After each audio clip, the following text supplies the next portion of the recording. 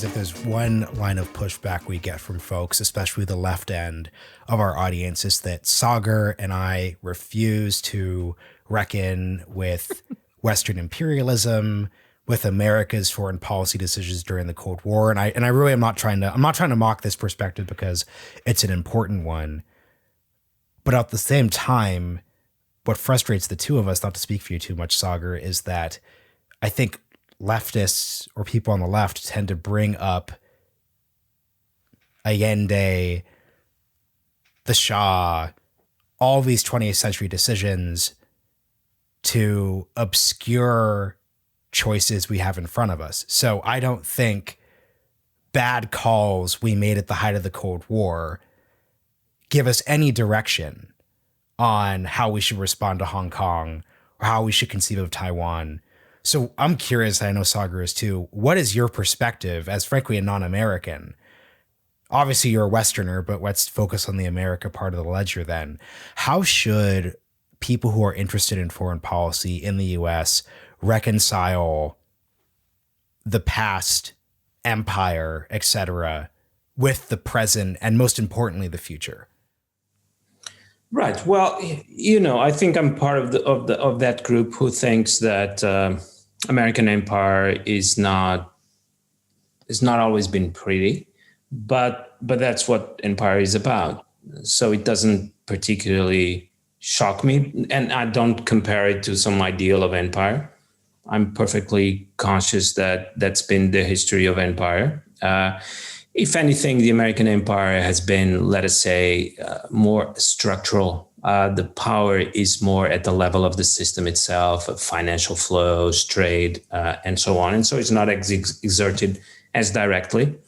I suspect the Chinese empire would have some of these elements as well, but obviously for a European would be based on completely different values. And that's also one consideration that we have to take in mind. For other countries, obviously, the American empire has been based on ideas they don't share, has been very present, very explicit, particularly in Asia, and particularly, obviously, in China. So we have to be conscious that there are different perspectives about American power. Even, let us say, within Europe, we have different perspectives. But for example, for Western Europeans, we never really think of the American empire as an empire. We were always treated as allies. We are always treated as part of the directory of power. But if you go a little eastwards, even to Turkey, the experience is already very different. That the power was more visible, more explicit, more present. And then if you go to the Philippines, you have a different perspective. So that's, I think, one correction we need to have. The American empire was not homogeneous, and it never is. There are countries that are closer to the center, closer to Washington, and in a way they feel part of it. There are countries that receive the brunt of that power. Now, I do think there's some things during the Cold War that the US is at risk of losing. So the kind of realism and pragmatism that we talked about at the beginning. President Truman made a speech in Congress saying that the United States was going to defend democracies whenever was necessary, but within 1 or 2 years, they were defending autocracies because that was necessary to face the Soviet Union. And now we're going to see if the perspective is as realistic, as pragmatic, and if the US is going to be able to work with Vietnam, or if not, that's one question. Then obviously we have this question we haven't talked today about how the US has changed. Is that a good or a bad thing? For this discussion about race and racial equality, I can see on the one hand, in parts of Europe, you're already seeing this, that people are saying, look, this is no longer the old America.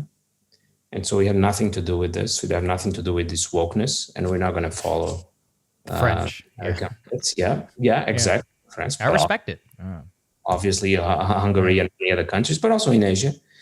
But on the other hand, it might have a positive side in the sense that this will be an America that is more receptive to ideas of racial equality also in foreign policy. And that, for example, will not make the mistakes that were made in the past 20 years, where really it became, we have to be honest, it became about Islam, and it became about Muslims worldwide. There was some resistance to that, but it wasn't sufficient.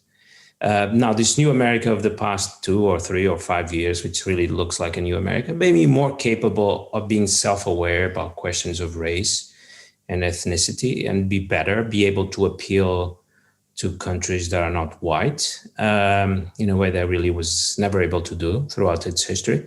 So it's an interesting question that I raise more as a question. We don't have the answer yet. It might be less popular in places like France, but might be more popular in other places, perhaps in Africa, but not only in Africa, in the Muslim world as well. So it's exciting, but still maybe a bit too early, the way in which the discussion around wokeness is going to influence foreign policy. Well, I have to channel our leftist listeners now. I'll take both sides of the question. Oh, God. Sagar, you know what they're thinking of. When you said wokeness challenging foreign policy, they are thinking of the picture on Twitter of the B-52 dropping bombs on Afghanistan. And then there's the Joe Biden B-52, which has the pride flag on every bomb and LGBTQ flags and everything. And I'm not saying this to mock racial minorities or LGBTQ people, but what I'm saying, the leftist audience is saying right now is, Bruno, what do you mean by wokeness influencing foreign policy? We've seen how wokeness will influence foreign policy. Raytheon will have diversity seminars, and we will still have drone strikes and support, the government or what's remaining of the government in Yemen. So can you expand a bit on this? Because this is just make it practical for us. How could you see, aside from the war on terror itself winding down, how could you see wokeness, a good faith version? Well, let's just say like more progressive ideas of race and gender, to be fair and not use the pejorative woke. How can you see that affecting U.S. foreign policy? I think we saw an inkling of that in the recent war in Gaza, and that the kind of new generation, both of politicians and but of intellectuals in the U.S., it's not that they were closer to the Palestinian side of the debate, because in some sense the left in the US has always been, but it's that the arguments were different. I'm not going to say that I agree or disagree. It's very delicate and contentious debate. But when the debate over the past 2 years in the US certainly prepared the country to go to the Middle East and have a fresh understanding of questions of race, ethnicity, settler colonialism, the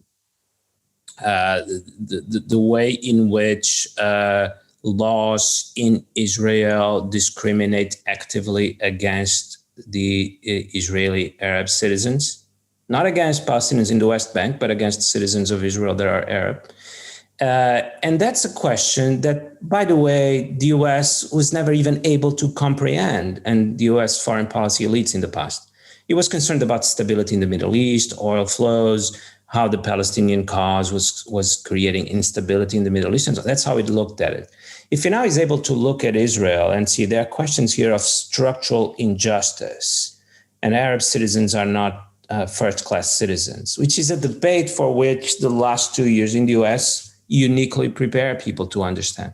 So it's just an example, but then it can be applied all over the world with, I think, as I said, I think that's the way to say it, with some potential to produce good results.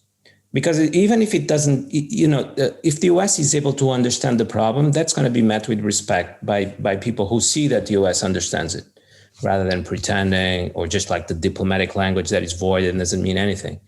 So it has potential, but it also has some risks, but it has a lot of potential.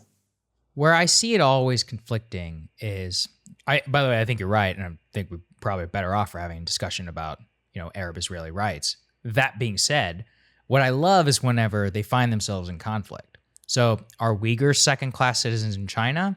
No. Actually, according to a substantial part of the progressive left, if you even discuss Uyghur genocide or forced Uyghur abortion, you want to go to war with China. Okay. So then, hatred of the American empire makes it so, or not even that, perceived wanting to go to attack a foreign country by bringing up humanitarian genocide or humanitarian violations is in and of itself out of this bounds. And it all just becomes very convoluted, which is why I think most of this stuff is just an absolute crock of nonsense. But I want to return to this wokeness. Everybody in the world is talking about critical race theory, wokeness, and more. So why don't we just do it?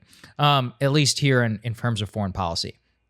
It's fascinating because that's probably the best case I've ever heard for how this could be applied to benefit American foreign policy. But I'll ask you the inverse one that, frankly, I and a lot of other people see, which is I remember I think it's our UN ambassador in her inaugural speech under Biden to the United Nations said something along the lines of, we acknowledge our painful, not even acknowledge, like outwardly bringing up like racial disparities in the United States and the Constitution being fundamentally flawed and all of that. And I just remember being, other countries out there are laughing at us. And I don't think that this is this is not a outside the mainstream thought that many people have. Maybe I'm crazy. I think if you want to criticize the U.S., you're welcome to within it. But if you're going to represent us on the foreign stage, then talking and thinking about it really is not going to be helpful. Whenever you're talking to the Chinese Communist Party, who the last time I was in China, I was told to shut my mouth when I was in Tiananmen Square. So yeah, whenever they want to acknowledge that, that's fine. And I saw that very vividly on display. And a lot of people made a lot about this, where I want your thoughts on it, was when Anthony Blinken was sitting across in Alaska from, he's our Secretary of State, from the China, I think he was the foreign minister, I forget his name.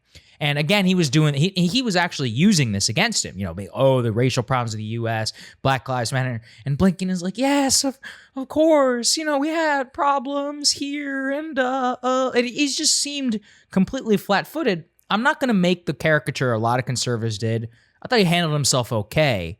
But I did think it was a very striking moment of when wokeness is easily weaponized against the United States by people who do not give a damn about human rights or racial equality or anything. So I'm curious for your thoughts on that, especially in the context of the Chinese perspective, because they seem thrilled with a lot of this, at least from what I can see in a lot of their state media.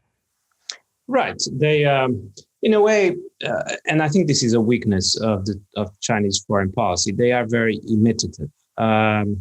So they see the U.S. criticize China for its human rights record, and their reaction is to sort of throw the ball right back at the U.S. and use exactly the same criticism. So I'm personally not particularly impressed by that.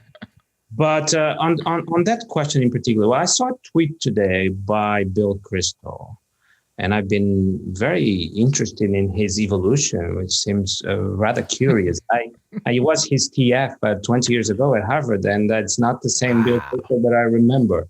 And so he was saying, this is great that we criticize our own country. The founders also criticized our country. Now, I do think he has a point. So this is part of the American tradition. And when I think he was responding to a Pompeo speech or tweet as well, yes, right. These days. And I think on that particular dispute, I'm with Bill Krystal. It's not part of the American tradition to say that the Constitution and the regime are perfect.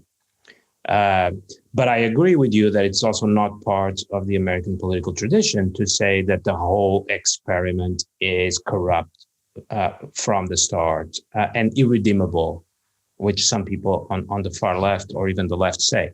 So I guess the sort of balance where you're able to self-criticize, but you also, because Bill Krystal is wrong that the founders were very capable and did it all the time to present the American experiment as the brightest light of mankind and mankind's last hope and something that had never been done.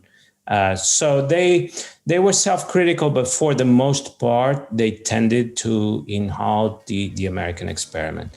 So now, if we enter a world where American elites are constantly self-flagellating, I do agree with you that this would be a problem.